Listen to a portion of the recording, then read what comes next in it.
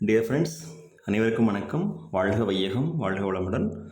ஒரு Q&A session மாதிரி இந்த வீடியோவை எடுத்துக்கலாம். ஜிபேட் குவாலிஃபை ஆகி எம்ஃபார்ம் படிக்கலைன்னா ஸ்டைஃபண்ட் கிடைக்காதா அப்படின்னு சொல்லி ஒரு சில நண்பர்கள் கேட்டிருந்தாங்க. அதற்குரிய விளக்கம் என்னன்னு சொல்லி பார்க்கலாம். அதாவது இது அஃபிஷியலாக வந்த இன்ஃபர்மேஷன் கிடையாது.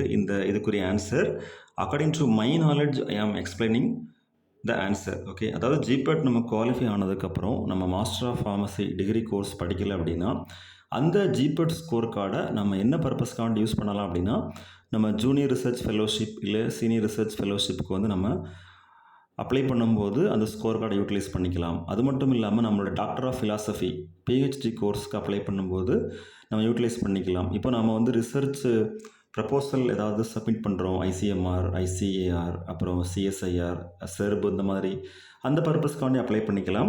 அடுத்து நம்ம வந்து ஜேஆர்எஃப், எஸ்ஆர்எஃப் போஸ்டிங்கில் நம்ம ஒர்க் பண்ணும்போது நமக்கு சேலரி கொடுப்பாங்க இல்லையா?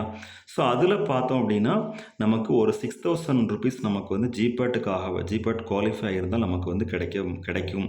ஸோ இது வந்து ஒரு பேசிக்கலி நோன் இன்ஃபர்மேஷன். ஓகே, இப்போது நம்ம ஜிபேட் குவாலிஃபை ஆகலை அப்படின்னா நமக்கு ஒரு 25,000 ஸ்டைஃபண்ட் கிடைக்குது அப்படின்னா ஜிபேட் குவாலிஃபை ஆகியிருந்தால் அதற்குரிய அமௌண்ட்டு 25 + 6,000 எக்ஸ்ட்ரா 31,000 அமௌண்ட்டாக கிடைக்கும்.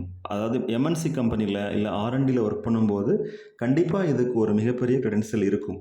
அதனால் நம்ம எம்ஃபார்ம் படிக்காட்டி கூட நம்ம அந்த ஜிபேட் ஸ்கோர் கார்டு அந்த மாதிரி ரிசர்ச் பர்பஸ்க்காக வேண்டி நம்ம ஏதாவது ரிசர்ச் ஸ்காலர் இல்லை ஃபெலோஷிப் அதில் வந்து யூட்டிலைஸ் பண்ணிக்க முடியும் அப்படிங்கிறது நமக்கு தெரிஞ்ச ஒரு இன்ஃபர்மேஷன் ஷேரிங் செஷனை நம்ம இதை வந்து தெரியப்படுத்திக்கிறோம். Thank you very much. Best wishes for all success in our life. எல்லா நண்பர்களும் ஜிபேட் எக்ஸாமினேஷன் எழுதி அதில் குவாலிஃபை ஆகிறதுக்கு நம்ம சேனல் சார்பாக மனமார்ந்த வாழ்த்துக்கள். வாழ்க வையகம், வாழ்க வளமுடன். நன்றி.